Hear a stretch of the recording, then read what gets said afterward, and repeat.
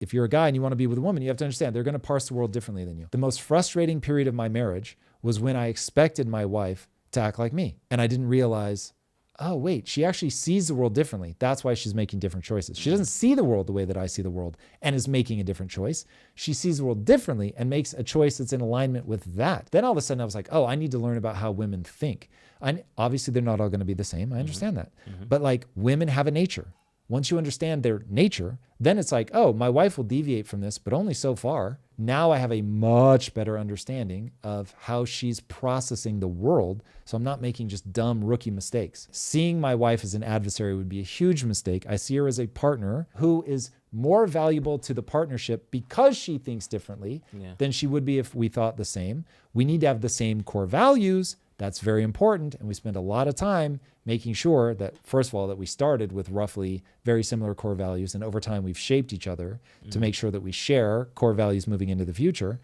But yeah, seeing each other as the enemy is wacky. Responded back to me because she said, honestly, I'm over it. She said, men and dating, too many games and unspoken rules. This is a weird time. And just like I would say to somebody right now, if you're poor and you're trying to get into the upper class, it's a harder game than it would have been in the 80s. You can still do it.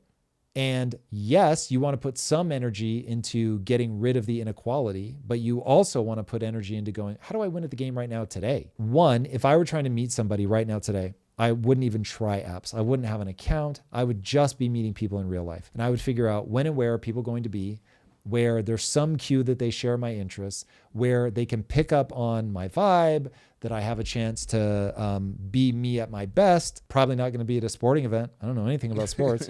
So I'm going to meet them somewhere else. It's going to be social. I'm going to try to find something where I'm going to have an opportunity to shine.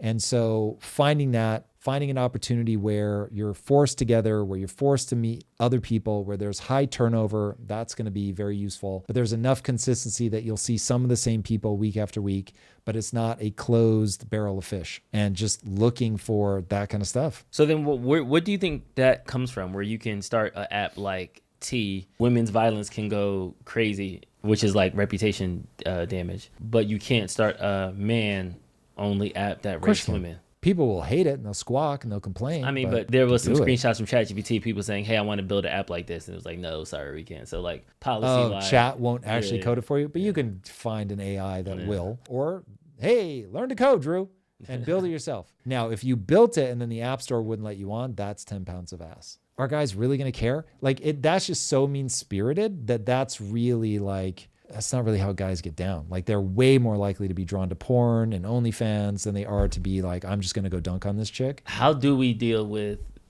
the accountability of relationships? I think men, to your point earlier, they hear their stories.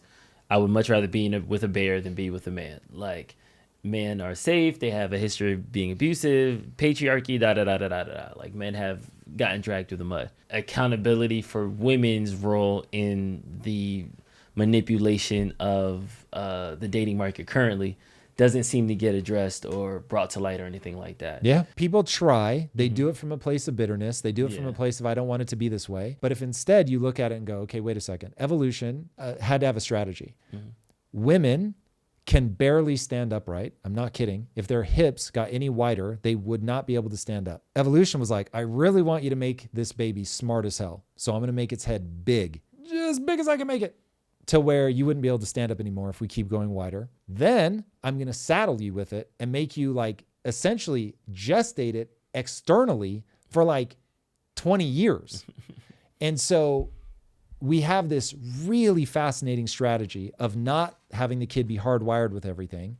You come out, you have to teach it, you have to take care of it. I mean, literally for years, it can't eat on its own. Now it's like, okay, shit. Well, how do I adapt that woman to be able to do all of that stuff? And so they get all kinds of tricks and things that men are just terrible at. 15% of women have a fourth photoreceptor, so they're actually able to see colors that men can't see. So if you've ever wondered why a woman can tell oh, those colors don't match, and you're looking at it what are you talking about? Their ability to read changes in the color of a baby's face, extreme. The fact that they can sense the change in a baby's mood, they can produce milk, they can actually gestate a child. I mean, just all this incredible magical stuff that we used to be like, women are the representation of mystery because they can do this thing that is so incredible and so like black magic. I mean, it's like, let me be crass for a minute if there are any kids here. Like as a guy, you're like, I come inside a woman and she makes a fucking baby. Like, dude, that's wild.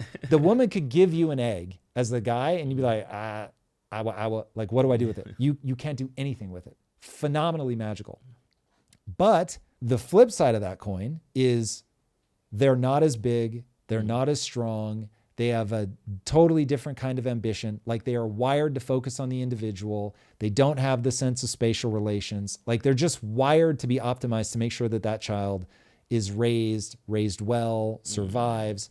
And so then women had to be like, okay, well then I'm going to need a partner in this. And so they became the sexual gatekeepers because pregnancy is so expensive for a woman and so inexpensive for a man. Men are basically the answer to the question of what do women need as the sexual gatekeepers. They have literally shaped us over, God knows how many hundreds of thousands of years into the thing that would ensure that they have strong children that have children.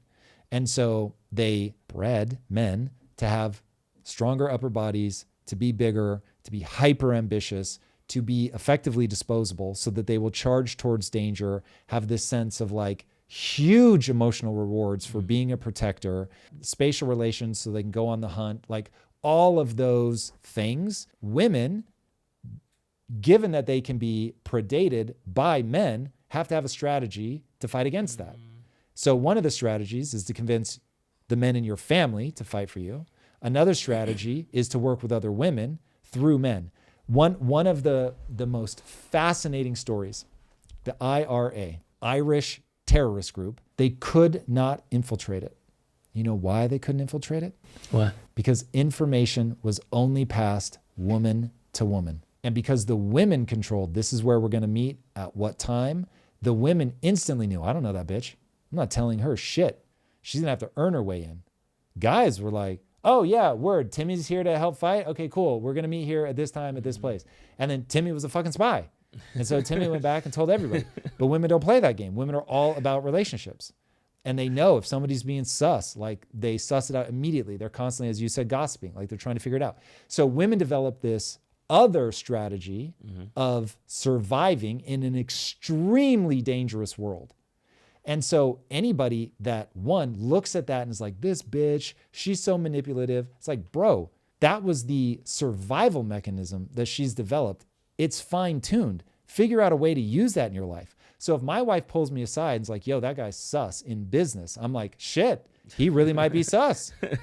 So I'm like, yeah, she sees things that I don't. If Lisa pulls me aside and is like, that person, like, they're terrible at their job, I'm like, ooh, I need to think about that, because I'm often blind to it much longer than she is. So anyway, that you want to understand from an evolutionary perspective, how do they end up the way that they are instead of seeing them as your adversary. We'll get right back to the show, but first, let me tell you about one snack that has been an absolute game changer in my house.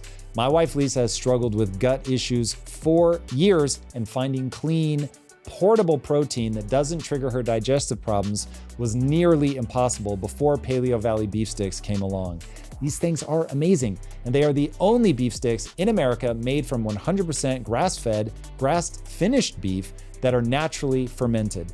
No questionable ingredients that wreak havoc on sensitive stomachs. The natural fermentation process creates gut-friendly probiotics in every stick.